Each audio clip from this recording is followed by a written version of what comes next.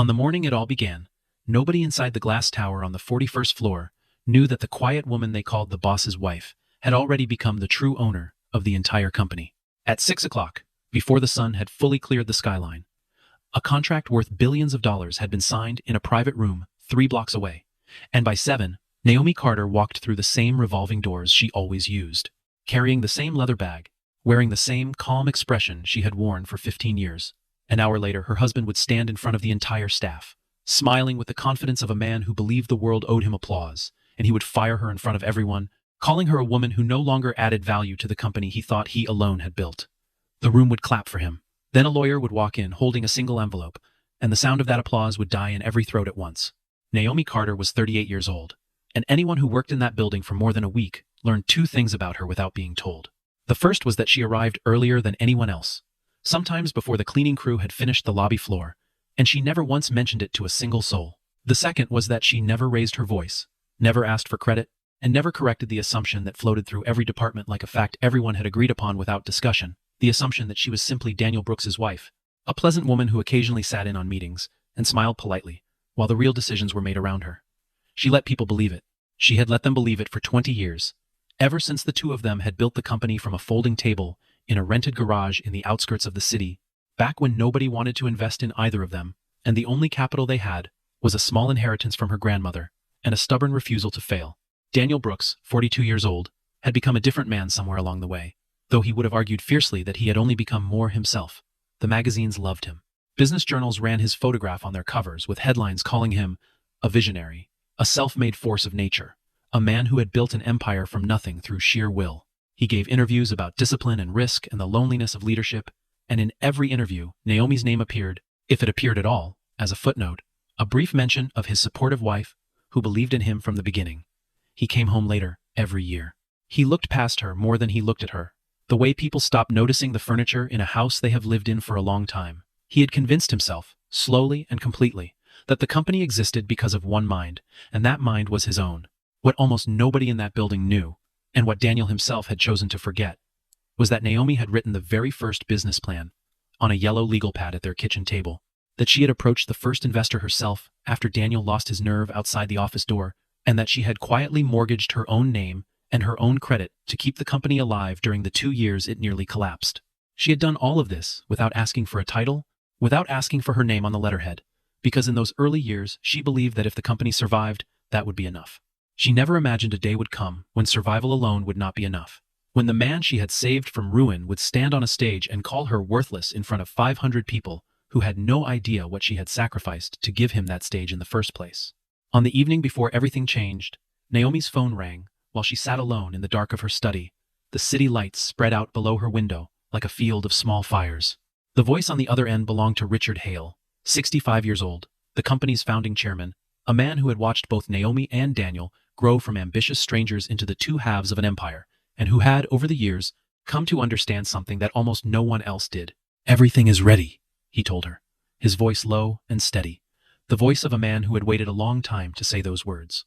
Naomi did not smile. She did not celebrate. She simply looked out at the lights of the city that her work had helped build, and after a long silence, she answered him with 7 words that would echo through the rest of the story. "Today," she said, "this ends, one way or another." Before the sun had risen high enough to touch the top floors of the tower, Naomi was already seated at a long table in a private conference room across town, a room with no company logo on the wall and no assistants waiting outside the door. Richard Hale sat across from her, his reading glasses low on his nose, a stack of documents in front of him, thicker than any contract she had signed in her life. Around the table sat a dozen attorneys representing 3 different firms, along with a quiet man from an investment bank and a woman from a private equity fund that had spent the last 18 months moving pieces into position without ever once drawing attention to itself. Nobody in that room raised their voice. Nobody needed to. The negotiations had already happened in 100 smaller conversations over the previous year, and what remained now was simply the formality of signatures on paper. The numbers on the page told a story that would have shocked the entire industry if it had leaked even one day earlier. 51% of controlling shares, transferred quietly through the fund Naomi had built without her husband's knowledge, using capital she had earned from patents she had filed under her maiden name a decade earlier, patents Daniel had once dismissed as unnecessary paperwork. Then, as the morning wore on, the number grew again, climbing past a simple majority to reach 67%, an amount so large that it left no question about who would control every decision the company made from that day forward. Richard Hale watched her sign each page with the same steady hand she had used to sign checks at their kitchen table 2 decades earlier, and when she finished, he said the only thing that felt honest enough to say out loud. "I always knew," he told her, "that the person who truly built this company was never the man whose name was on the door." Naomi did not smile at the compliment, because it was not a compliment to her. It was simply the truth arriving 20 years late. She capped her pen, closed the folder in front of her, and thanked the room in a voice so quiet that one of the younger attorneys later admitted he almost missed the moment that would define the rest of his career. Then she stood, smoothed the front of the same gray blazer she had worn to dozens of ordinary Tuesdays, and walked out of the building as though nothing extraordinary had happened at all. By the time she reached her car, the woman who had just become the majority owner of a billion-dollar company was thinking not about power, but about the 500 employees who would arrive at work that morning, with no idea that the ground beneath the entire company had shifted while they slept. She drove to the office the way she always did, stopping for the same coffee at the same small shop near the parking garage, exchanging the same brief pleasantries with the barista, who had no idea she was serving the newest chairwoman of a corporation worth billions. She walked through the same revolving doors, rode the same elevator, greeted the same security guard by his first name, because none of that had ever been performance for her. It had always simply been who she was. Meanwhile, 40 floors above her, Daniel Brooks stood in front of a mirror in his private office, adjusting his tie, rehearsing a speech he had already given a version of a dozen times before, a speech about strength, about vision, about the cost of loyalty to people who had stopped earning their place. He had no idea that the woman he was about to humiliate in front of the entire company already owned the very floor he was standing on. Down on the 38th floor, in a boardroom lined with glass and steel, Daniel Brooks gathered his senior leadership around a table for what he described as a strategic realignment meeting. He spoke of efficiency, of cutting dead weight, of restructuring departments that had, in his words, grown too comfortable and too slow. He mentioned layoffs without flinching, sliding a printed list across the table as though the names on it belonged to numbers instead of people, and one by one his executives nodded along, because nodding along had become the safest response to anything Daniel Brooks said in a meeting. Near the end of the discussion, almost as an afterthought, he raised the subject of his wife, and the room fell into an uncomfortable, waiting silence that told him exactly what he wanted to hear before anyone spoke a word. Melissa Grant, the head of corporate communications, was the first to lean forward, her voice smooth and careful in the way of someone who had learned long ago how to feed a powerful man exactly what he already believed. "Your wife," she said gently, "hasn't really contributed much to this company in years, has she?" The words landed on Daniel like confirmation rather than opinion, and he nodded slowly, letting the silence around the table settle into agreement. He had convinced himself over time that Naomi's quiet presence in meetings was simply habit, a leftover routine from the early days that no longer served any real purpose, and Melissa's comment gave him the final piece of justification he needed to do something he had been considering for weeks. If he was going to prove, publicly and unmistakably, that the company belonged to him and him alone, there was no better stage than the company-wide meeting scheduled for that very afternoon. By the time the meeting adjourned, Daniel Brooks had made his decision, and he made it with the same casual certainty he used to approve a change to the office coffee vendor. He would fire Naomi in front of the entire staff, not privately, not quietly, but publicly, so that every employee in that room would understand, once and for all, exactly whose name the company answered to. It would be, he told himself, a demonstration of decisive leadership, the kind of moment that business journals loved to describe in their profiles of great men. What Daniel Brooks did not know, and could not have imagined even in his most arrogant moment, was that Naomi already knew every detail of his plan before he had finished outlining it to his own team. She had known for nearly a week, ever since Richard Hale first mentioned quiet murmurs circulating through the executive floor, whispers about restructuring and about the CEO's wife being deemed unnecessary weight on the balance sheet. Naomi received the news the way she received most difficult information in her life, with a stillness that unsettled anyone who expected tears or panic. She did not confront Daniel. She did not warn him. She simply continued preparing for the meeting that would take place later that day, the meeting she had already arranged through Richard Hale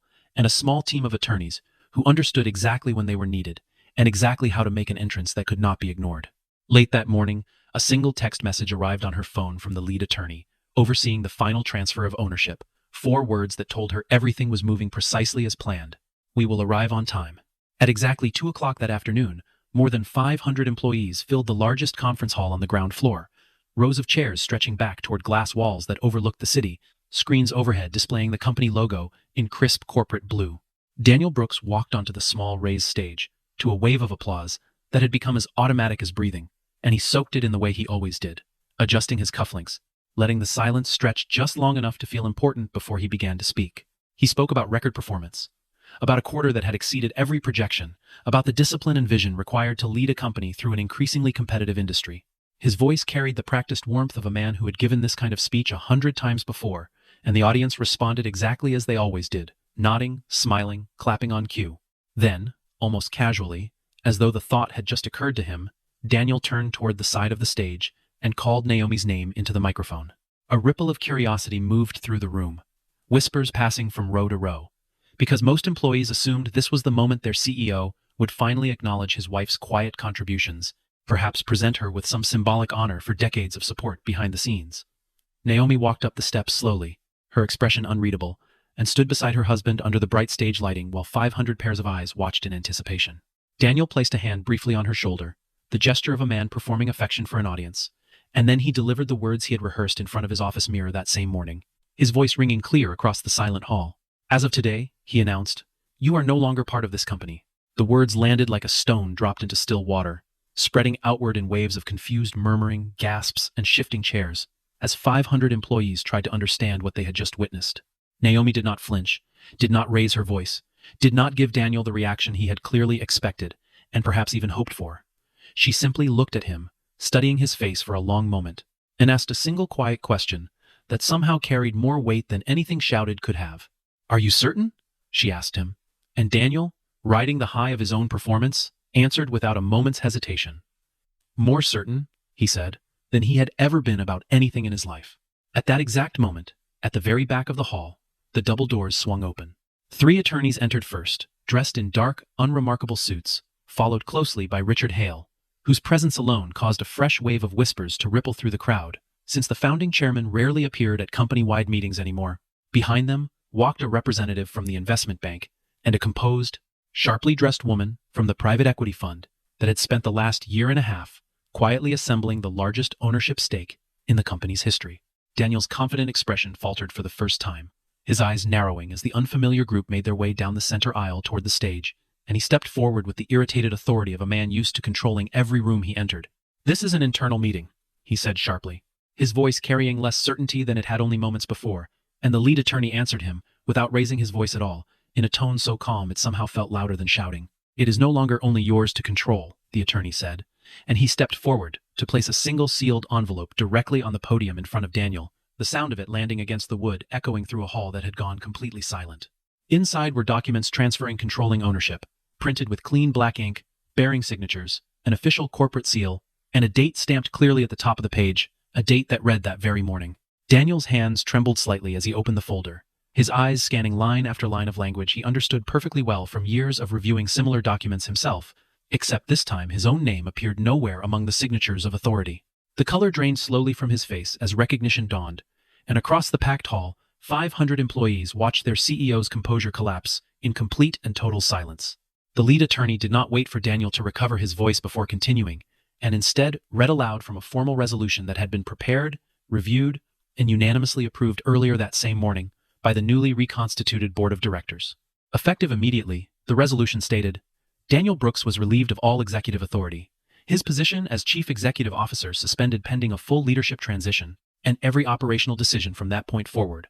would fall under the direction of the company's new majority owner. The vote, the attorney added, had passed with complete unanimity, 100% in favor, a fact that seemed to strike Daniel harder than anything else in the document. Naomi remained standing exactly where she had been throughout the entire announcement, her hands folded quietly in front of her, showing no trace of triumph on her face, no flicker of satisfaction at her husband's unraveling composure. Daniel turned toward her then, his voice rising for the first time, demanding to know what any of this had to do with her, insisting there had to be some mistake, some misunderstanding that could still be corrected before the situation spiraled any further out of his control. But every procedure had already been completed with total legal precision, every signature verified, every filing registered, every step of the transaction executed with the kind of careful, deliberate patience that only comes from someone who has spent years preparing quietly for a single, decisive moment. For the first time since he had stepped onto that stage feeling untouchable, Daniel Brooks understood, with a clarity that felt almost physically painful, that the woman he had just fired in front of 500 witnesses was, as of that very morning, the true owner of the company that bore his name on every door. In the days that followed, as the initial shock rippled through every department of the company, longtime employees began piecing together fragments of a story that had been hiding in plain sight for 2 decades, a story Naomi had never once tried to tell herself. Older staff members, the ones who had been there since the earliest years, began to remember details they had long dismissed as unimportant. The late nights Naomi spent alone in the office reviewing spreadsheets, while Daniel gave interviews to reporters, the early investor meetings where she had done most of the talking while he sat quietly beside her, nervous and unsure of himself. It became clear, through careful reconstruction of old records and old memories, that Naomi had written the very first business plan by hand at their small kitchen table and had personally approached the company's very first investor after Daniel lost his nerve outside the man's office door and refused to go in. During the years the company teetered on the edge of collapse,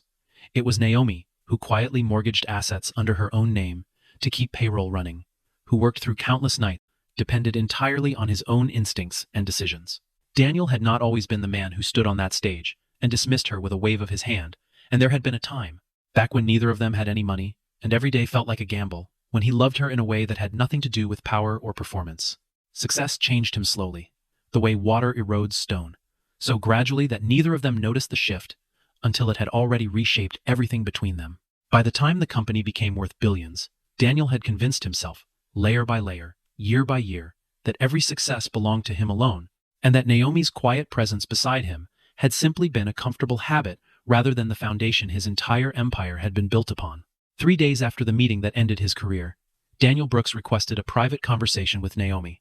and for the first time in longer than either of them could remember, he arrived somewhere, without an assistant, without a prepared statement, without the practiced confidence that had defined him for years. He sat across from her in what had once been their shared office, his hands folded tightly in his lap, and for a long moment he said nothing at all, staring at the desk between them, as though searching for words that had never once failed him before. When he finally spoke, his voice cracked in a way that startled even him,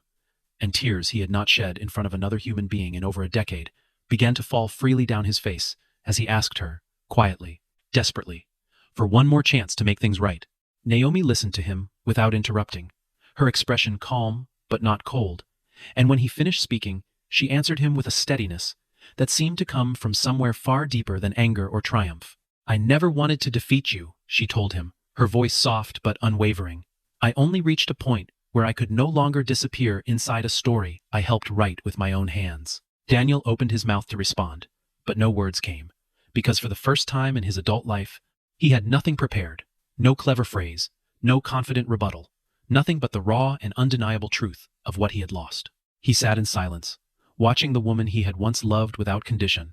now looking at him, not with hatred, but with something far more devastating, the quiet, settled peace of a person who had already made her decision long before he ever asked for forgiveness. Within 2 weeks, Naomi Carter called her first official meeting as the company's new chairwoman and chief executive officer, and every employee who filed into that same conference hall braced themselves for the kind of sweeping, punishing changes they had grown used to expecting from leadership after any major transition. But there were no mass layoffs, no dramatic purges of loyal staff, no cruel demonstrations of power designed to remind everyone who was now in charge. Instead, Naomi announced a series of changes built quietly around transparency, restoring benefits that had been quietly stripped away over the previous several years, and creating new channels for employees to raise concerns without fear of retaliation from managers who had once ruled through intimidation. She specifically recognized the teams who had worked the longest hours for the least credit,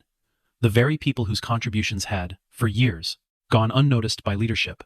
more interested in headlines than in the people actually building the company from the ground floor upward. Slowly, over the following weeks, something shifted throughout the culture of the entire organization, a change employees could feel even before they could fully name it. The atmosphere of quiet fear that had settled over departments under Daniel's leadership began to lift, replaced by something closer to trust, a sense that decisions were being made not to protect one man's image, but to genuinely strengthen the people and the work itself. Longtime staff members who remembered the earliest years of the company began to speak openly, for the first time, about who they believed had truly carried the weight of building something lasting from almost nothing. The truth, once whispered only in careful private conversations, became something people said plainly and without hesitation, that the real architect behind everything the company had ever accomplished had never been the man whose photograph appeared on magazine covers, but the woman who had spent 20 years working quietly beside him. On the day Daniel Brooks finally cleared out his office for the last time, he walked out of the building without a company car waiting at the curb, without an assistant carrying his bags, without the entourage of quiet deference that had surrounded him for over a decade. He stood for a long moment on the sidewalk outside the glass tower, looking up at the company logo mounted high above the entrance, the same logo he had once helped design on a folding table in a rented garage on the outskirts of the city. Memories surfaced unbidden. The early mornings when neither of them had money for proper breakfast, the nights Naomi stayed awake working while he slept beside her, certain everything would somehow work out because she believed it would. For the first time in years, Daniel allowed himself to remember who he had been, before success rewrote the story of his own life, and the memory arrived with a grief too large and too late to change anything that had already happened. Inside the same building, in the very hall where her husband had once tried to erase her in front of 500 witnesses, Naomi Carter stood before the full staff of the company one final time, no longer as an outsider, no longer as a footnote to someone else's success story. She spoke plainly, without dramatics, her voice carrying clearly across a room that had, over the past several weeks, learned to listen to her in an entirely different way. A company, she told them, is never built on the ego of a single person, but on the quiet dedication of many people working together, often unseen, often uncredited, but never unnecessary. From this day forward, she said, no one within these walls would ever again be treated as invisible, regardless of title, regardless of how loudly or quietly they chose to do their work. The entire hall rose to its feet at once, applause rolling through the room in a wave that felt entirely different from the practiced, obligatory clapping that had once greeted her husband's speeches, this time carrying something closer to genuine respect, earned rather than demanded. Naomi did not smile for the cameras, because there were no cameras there to please, only the people who had finally come to understand the truth of what she had built and protected for over 20 years. Later that evening, alone in her office, as the city lights began to flicker on below her, she stood at the same window where she had once received a single quiet phone call that changed everything, looking out over the skyline with an expression that held no trace of triumph or revenge. What she felt instead was something quieter and far more lasting, a sense of peace that came only from finally being seen for exactly what she had always been. Outside her office door, a small brass plate had been installed that very morning, simple and unadorned, catching the last light of the afternoon sun as it slid slowly beneath the horizon. It read only her name and her new title, 2 lines of text that represented 20 years of work no one had bothered to notice until the very day she decided the world would notice it at last. Naomi Carter, chairwoman and chief executive officer, stood in the doorway for a long moment before turning off the lights behind her, carrying with her not the bitterness of everything she had endured, but the quiet, unshakable knowledge that some truths, no matter how long they are buried, eventually find their way into the light exactly when they are meant to.